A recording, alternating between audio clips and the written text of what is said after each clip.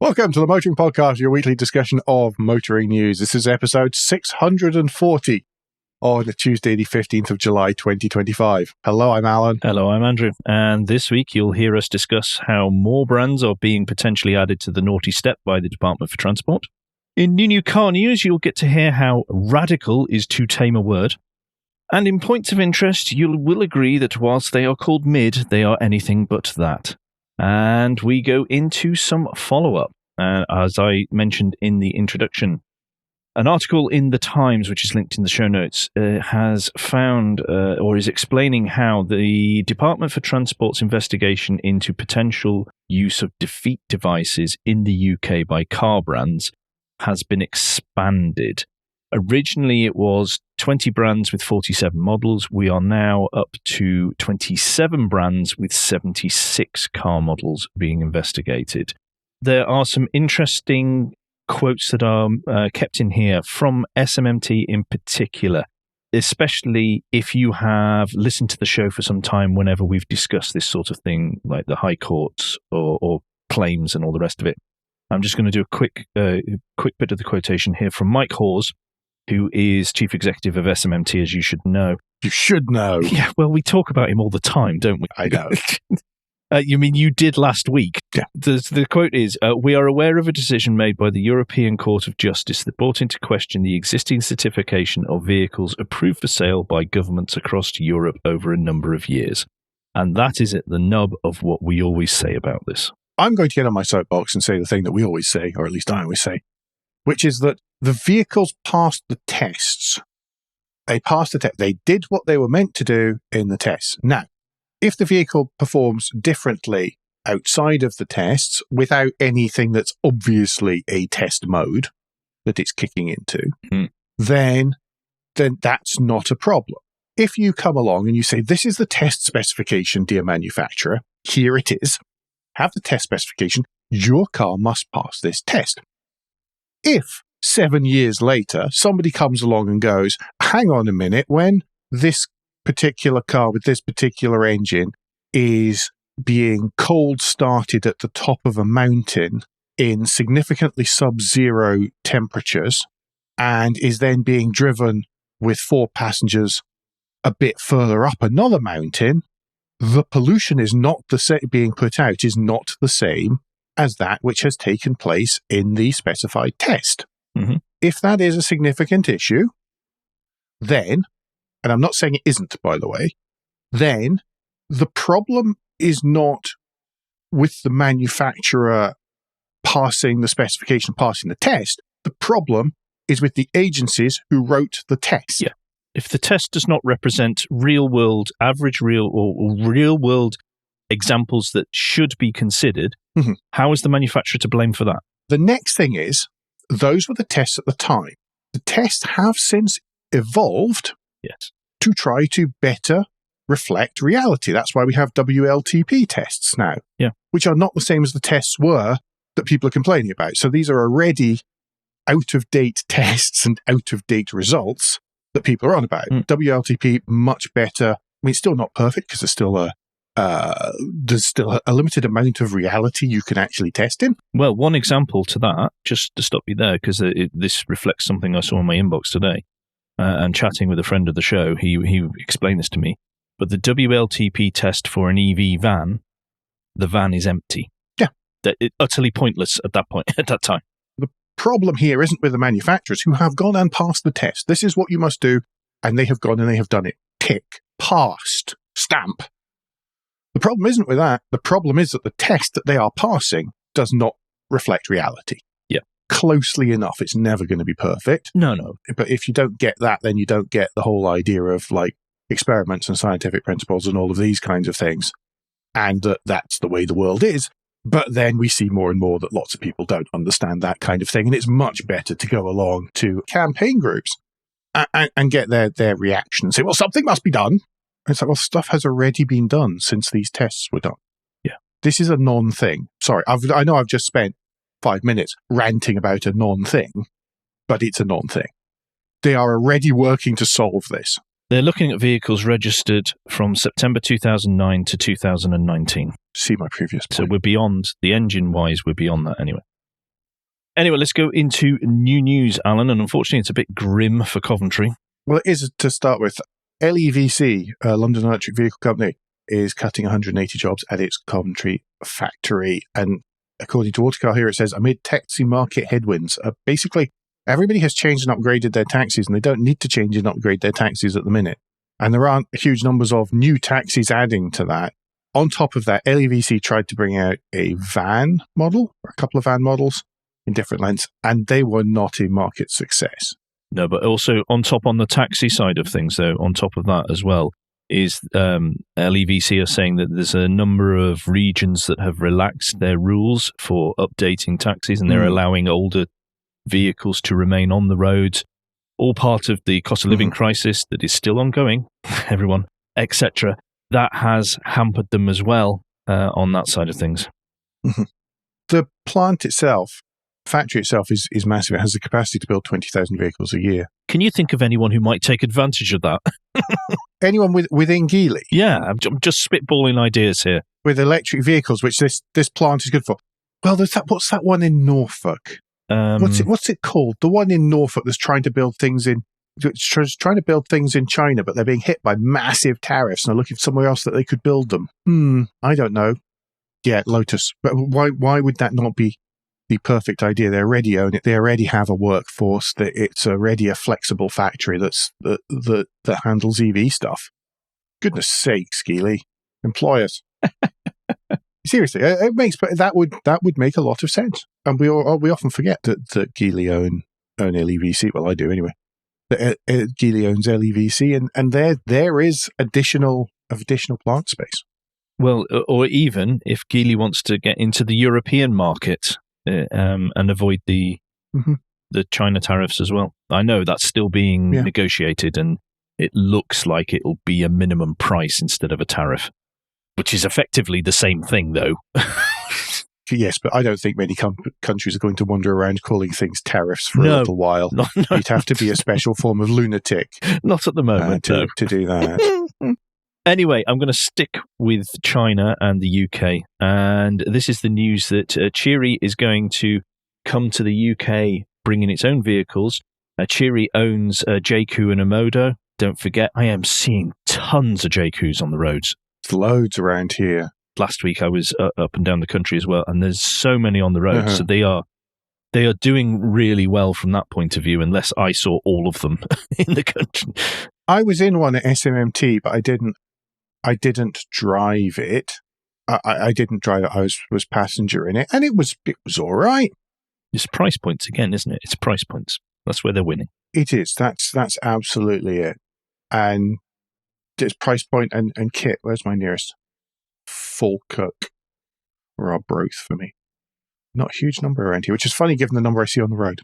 CHERY is going to be bringing 2 SUVs. They showed them off at Goodwood Festival of Speed on the hill route when the manufacturers were showing off their new stuff. And they will be available apparently through the summer in the coming months. And we will give you more info on that when we in New Car News when they reveal more details. I wanted to call it Cheery Little Car, but they're not. They're quite big. Yes, sadly. Gets rid of any amusing puns or anything like that. Well, as you've started to mention some places in Scotland, do you want to take the next news item? Yes. We've talked about this company before. It's MUNRO, MUNRO Vehicles. They're based in Glasgow, and they are building an off-road 4x4, which is electric. They were being sued a couple of years ago by American company Bollinger, which I think from memory has now gone upside down. But that was over 2 years ago. Bollinger were claiming that they had stolen a whole load of IP or were copying them and stuff. Basically, it was a very square-looking off-roader that is far more utility than styling. Yeah. And it's flat panels, all of that kind of thing. More like original Defender, really. Because it's a flat pack as well. They've got the flat pack option. Yes. Because they are aiming primarily at... I think it's called a knockdown kit, but yeah. Yeah, okay. But they're aiming particularly at companies that need to work in extreme areas that will ship in, like, contain loads of equipment. and then they've got a vehicle on site that they can assemble quite quickly, etc. Defense, infrastructure, mining, all of these kind of things. It is, as we were saying before the show, it is kind of what Ineos should have built if they had actually been targeting the market they originally claimed they were targeting. And which goes along with, the other stuff that Ineos does, like oil extraction and all the other things that it tries to sport wash and vehicle wash. And yes. That sort of stuff. Fracking.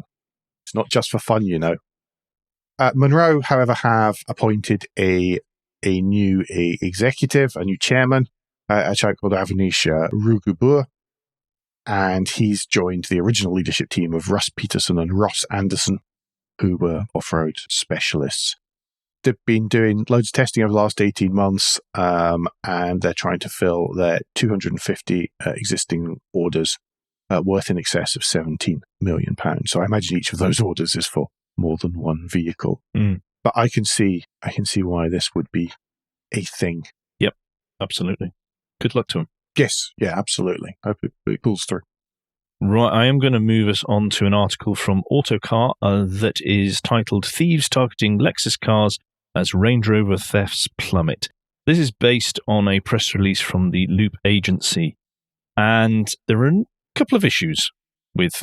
Well, I want to use lots of words which Andrew will put the European siren sound over the top of, and that's very awkward for people who are listening to us on headphones.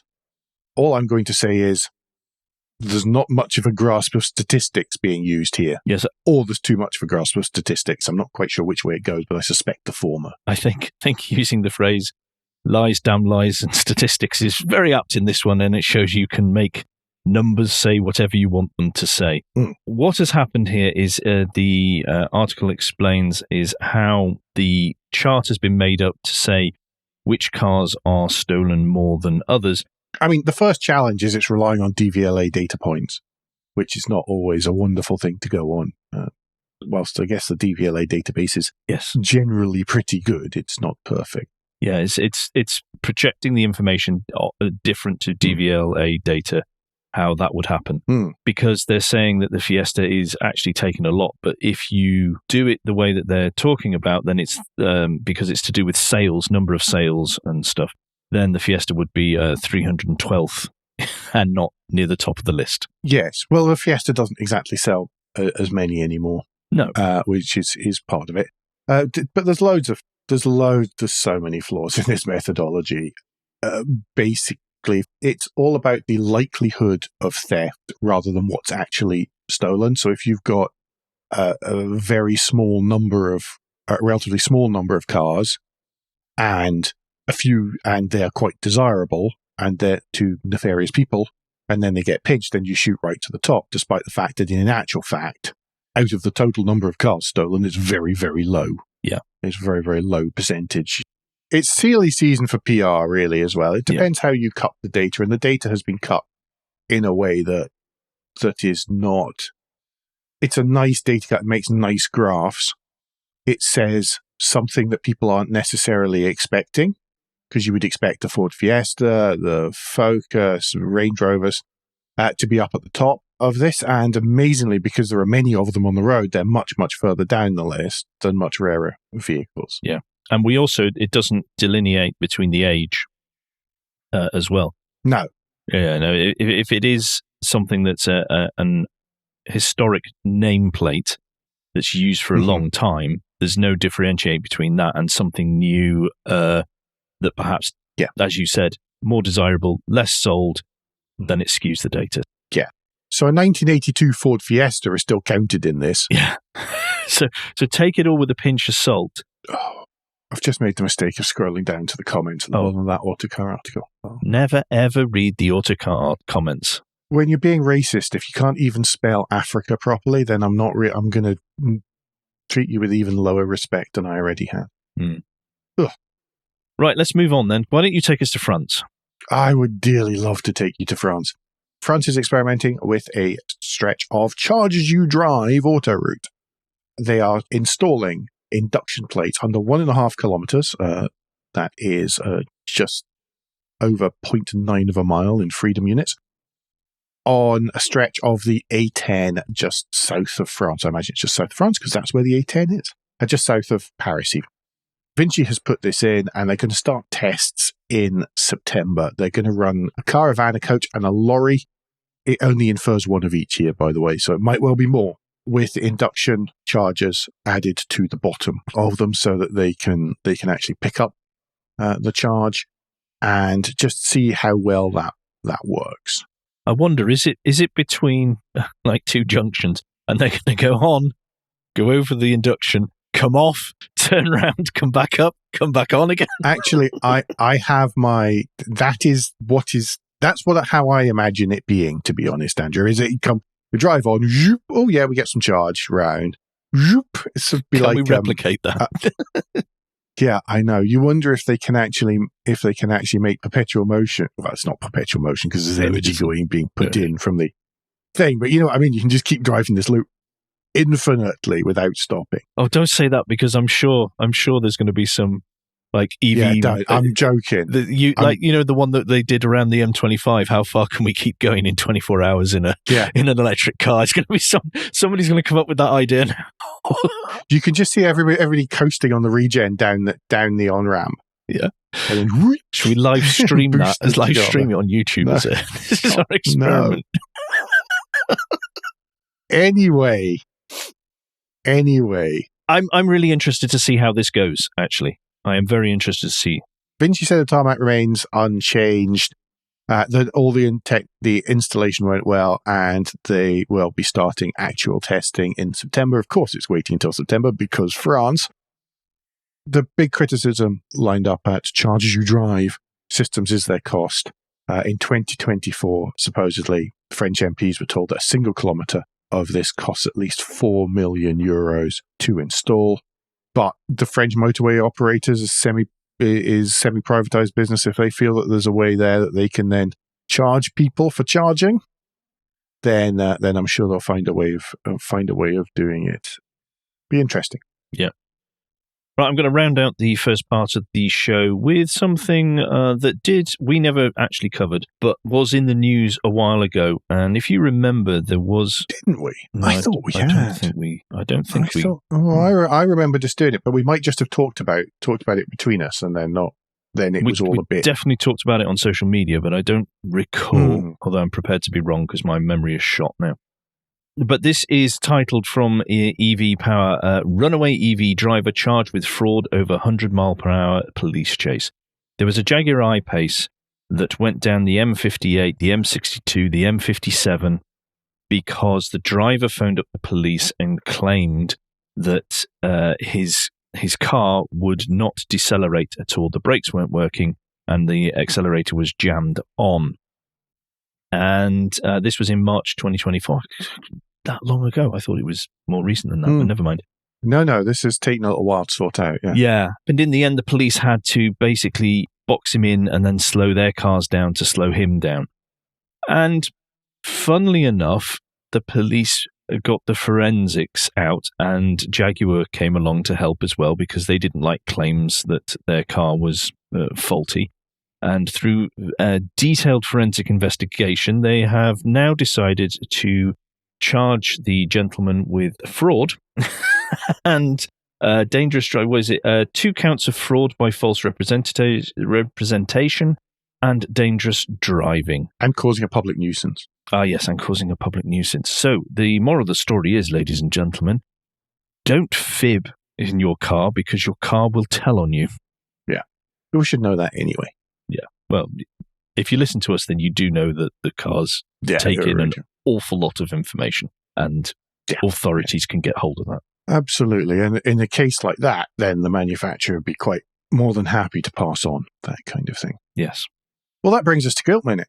A quick break in the show where we ask for a tad of financial support to keep the lights on, the hosting running. If you feel the Motoring Podcast is worth a small consideration every month, then you can become a patron. And thank you, by the way, to new patrons from this week. I don't say that often enough. The different levels of patron include different levels of commitment from us to you, including being able to watch the show recorded live. We also have a small range of merchandise in our spring store, from stickers to mugs and t-shirts. If you don't have any spare cash, we do completely understand. then you can help us by following for free from a podcast player to receive every show as they're released, and by liking and rating the show whatever way your podcast supplier lets you. If you've done all of that, and some of you do, so thank you very much, the last thing you can do is to recommend us to your friends and colleagues. Thank you, everyone that does. Don't forget to like and subscribe on YouTube. We're getting ever closer. 51 new subscriptions in the last 28 days. Marvellous. Thank you, everybody. We're only ickle, so that makes me happy. Thank you. If we looked at the percentage of that, then that's quite large.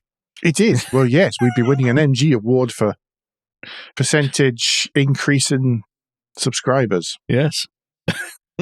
Okay, new car news. Alan. New Fiat 500. Well. We were asking this before, actually. I asked the question and we don't know the answer, so can you help us out? The Autocar article subhead title says, petrol-powered city car will finally enter a new generation after 18 years. Is that the oldest platform stroke model available today? Or if it isn't, it must be up there, mustn't it? Yeah, the Nissan GTR has stopped being produced. Well, they can only make the Zimmer frame go so fast for that thing, couldn't they? Yeah, I don't know. It's incredibly fast Zimmer frame. And then plenty of people will help you make that faster. Yes. But no, this is because the new Fiat 500 hybrid will arrive in November, and it will be based on the 500e underpinning, which has been a different platform for a few years now. It's going to be hybrid with a 6-speed manual, and they are expecting more than 100,000 examples of the new model to roll off production lines each year at the company's Mirafiori plant in Turin. And they'll sell both hatchback and cabrio models. It looks just the same as a 500e, apart from a little bit more of a front grille. So the 1-litre 3-cylinder mild hybrid engine can actually get some more cooling. I'm sure it'll sell loads. Yeah, it's really unusual because this is taking the electric car and then adding a petrol engine to it, as opposed to the opposite way around, which is what often happens. Part of this, I guess, is because 500e, it's quite expensive. It's very cool, but it's quite expensive and it's being a little bit outclassed by competition. And yes, they need to extend that and make that a bigger model, not necessarily size-wise. Yeah. Oh, by the way, it was 17 years the old 500 platform was in production. There we go. I'm going to take us on to Aston Martin, and it's another week, and there's another Aston Martin variant. This time it is the Vantage S. It is returning, as this Autocar article states, as a 202 mile/hour V8 brawler. Apparently it's bringing back track focus. I'm not sure that Nürburgring is mentioned anywhere, so that's good. Well, it was released at Goodwood. Yes, probably not. Yeah, it's going to have lots of the powers. So 671 brake horsepower. It's the most powerful series production version of their entry-level sports car yet. God, that's an awful lot of caveats in there. That's a final caveat, isn't it? Yeah, it's going to be ridiculously fast. It looks great because it's an Aston Martin. Where is the... Oh, yes. Prices are estimated to start at £170,000. That's still less than the Mercedes G-Wagons I see sitting outside the local Mercedes dealership. There's 3 of them on the grass. There's an electric and 2 non-electrics, and this works out at over £500,000 worth of stock, given the list prices. Ouch. Sitting there. Ouch. Alan, do you want to now take us on to what happens when a mummy BMW i7 and a daddy Rolls-Royce Spectre love each other very much? Well, amazing that they come up with the Bentley EX P15. This is... challenging. It's a challenging...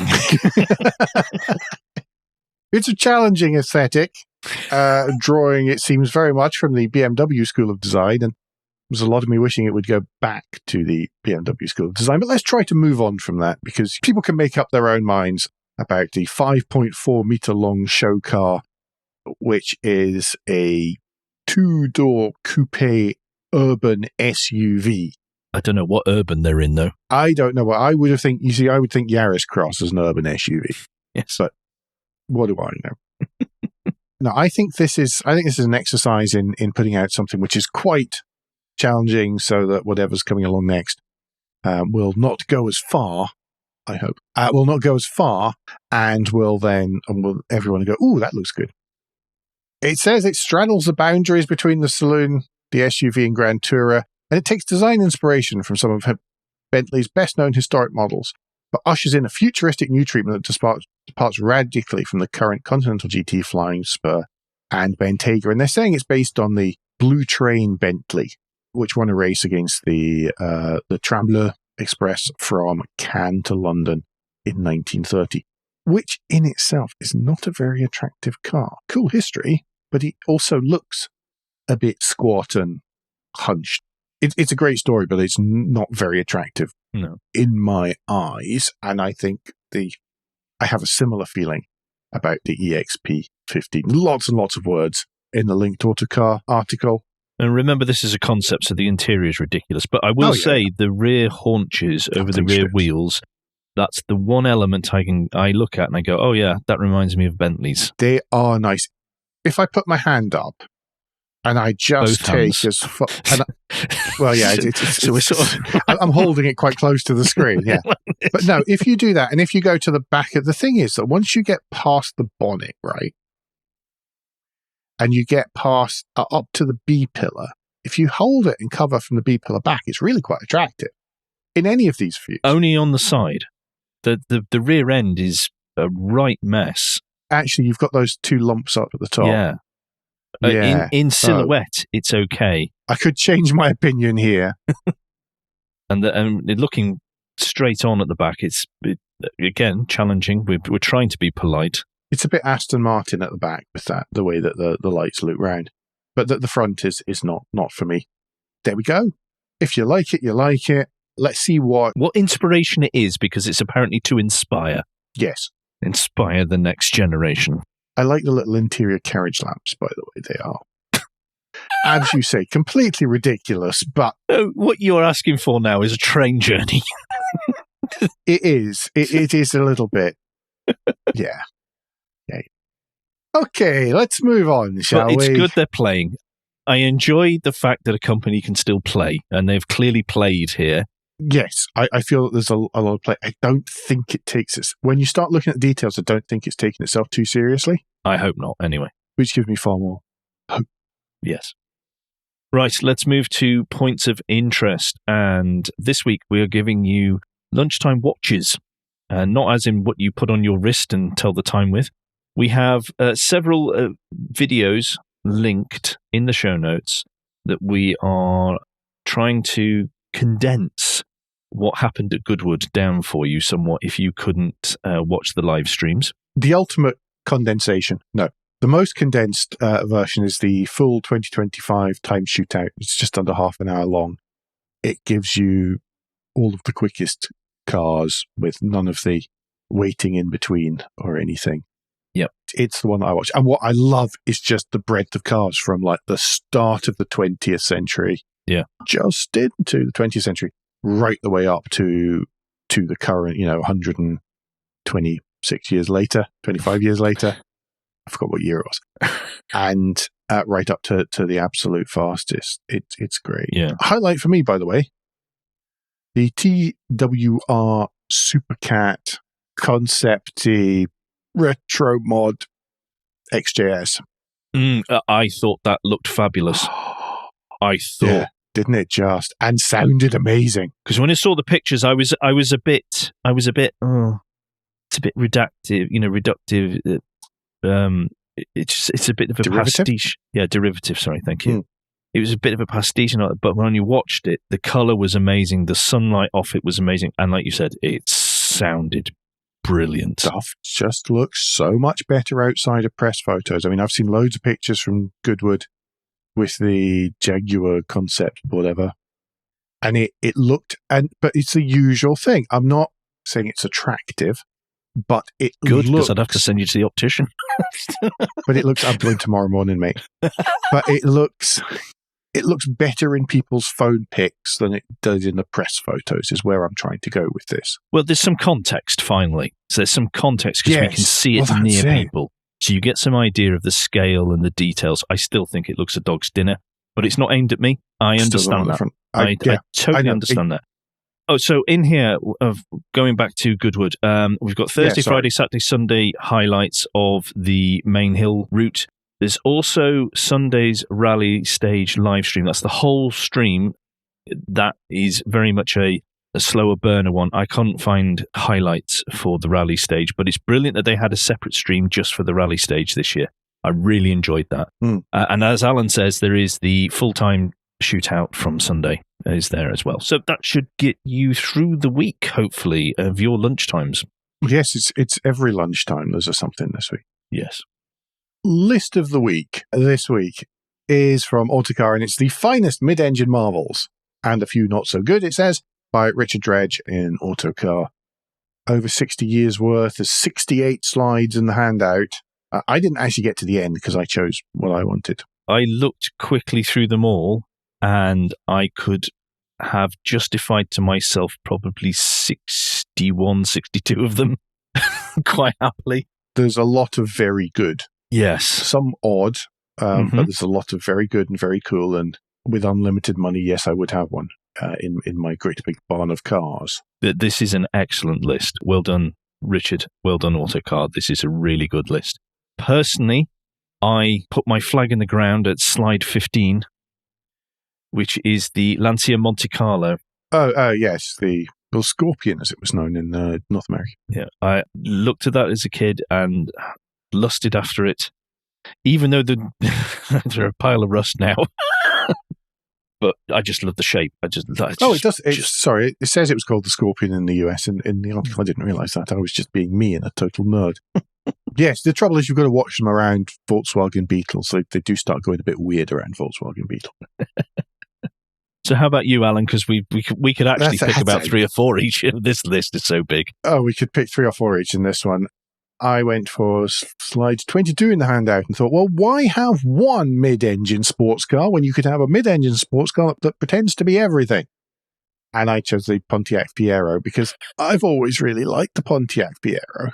God, the ground clearance in that photograph is amazing. Yeah.